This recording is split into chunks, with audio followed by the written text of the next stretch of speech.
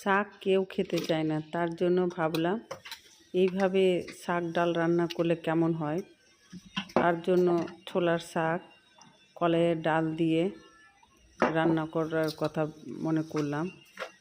তো দেখো, তার জন্য কলাইয়ের ডাল, পেঁয়াজ, কাঁচা লঙ্কা, তেজপাতা, আদা রসুন বাটা, হলুদ, লবণ আর শাক, ছোলার শাককে বেছে কুটে সুন্দর করে ধুয়ে পরিষ্কার করে দিয়ে দিয়েছি এর মধ্যে একসঙ্গে।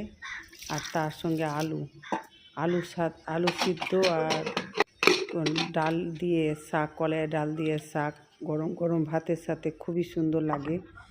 ডালটা আমার সিদ্ধ হয়ে ঘুটনাতে ঘুটে নিয়েছি, ডাল ঘুটনাতে ঘুটে এবার পরিবেশন করছি আলু সিদ্ধ আর